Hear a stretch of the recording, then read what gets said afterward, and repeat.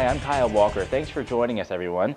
We've definitely seen our fair share of winter weather in the past few weeks, and it's still relatively early in the season. If you haven't already, be sure to sign up for ECU text alerts.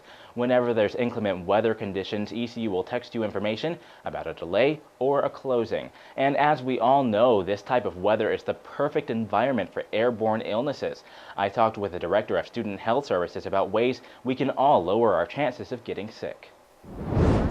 Jolene Jernigan with Student Health Services has seen more students come down with the flu than she can count. That's why she says one of the best ways to prevent it is to, number one, get vaccinated. A lot of people say, well, do I really need to have a flu vaccine? And I usually tell the students, if you can afford to be out of class for about 10 days and you can make up all that work, then no, you probably don't need a flu shot. But that usually kind of scares them into the reality of, uh-oh, this could be a big deal. Well, I mean, I didn't get a flu shot, but what I do, just get a good breakfast. Fitness helps to fight off flu. One of the most easiest and effective things you can do is to always wash... Wait, the hot water's turned off? That's right. In an effort to conserve energy, ECU has turned off the hot water in a number of buildings throughout campus. That can't be safe, or can it? Washing my hands, I think, is a big one because everybody's touching everything and then you're touching it. So I think it's really important to always Purell and wash with warm water and soap. I think hot water is better. I feel like your hands are cleaner when you use hot water, but I'm not sure if that's technically correct. I definitely say hot water. You don't have to have hot water. In reality, for water to kill bacteria, it's have to be boiling water. So you don't have to have hot water. You have to have water and soap.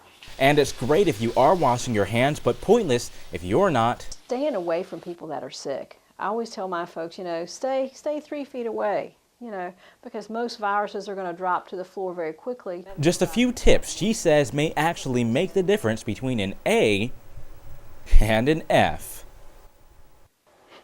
And a few other things that also may help your immune system stay strong. Taking multivitamins, drinking tea, and also a lot of citrus will actually help you. Well, a lot of people may have received those Amazon Kindles, Nooks, and maybe even an Apple iPad for Christmas this year. And more companies are creating what's known as e-textbooks.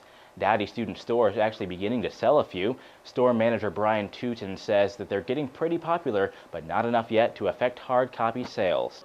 We haven't seen that big of an impact yet. I think with the e-books, it's been more of an impact on like the general leisure reading books, the novels and the books like that. We haven't seen a big impact with the textbooks yet on this campus. We do have a few that we are carrying in our store, such as this, where the instructor might have put it on their book requisition. And it's an e-book where they can just literally get it off the shelf, pay for it at the cash register, take it home, download it, and they can get their e-book that way. And we also found that an Apple iPad costs $500 in the student store, which is around the same price of one semester's worth of hard copy textbooks. 1-10-11 came and went, which only means one thing: the new Croatan is now open.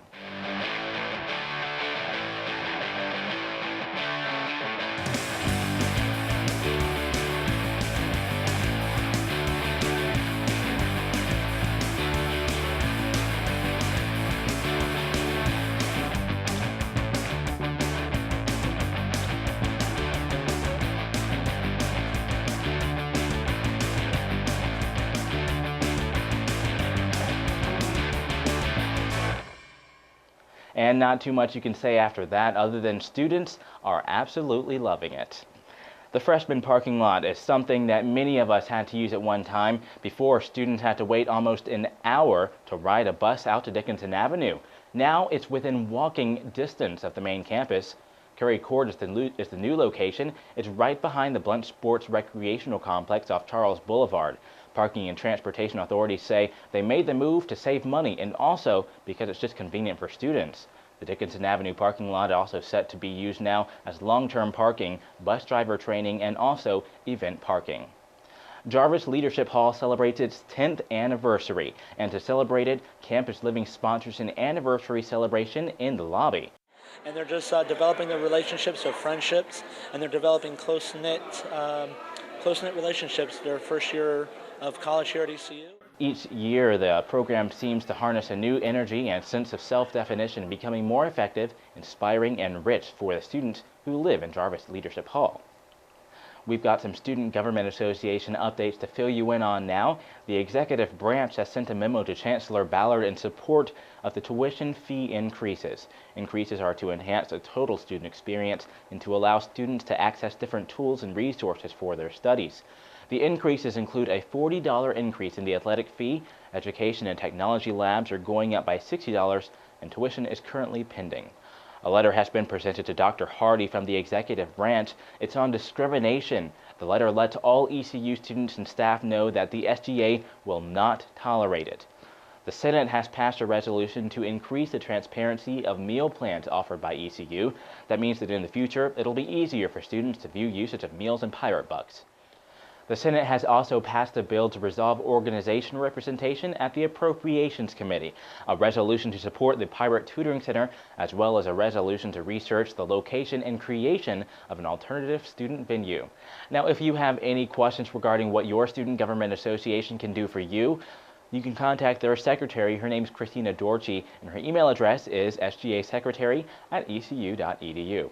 And if you have any events or story ideas that you'd like to let us know about, we'd love to hear from you. There are 5 ways you can get in touch with us. You can become a Campus 31 fan on Facebook. You can follow us on Twitter.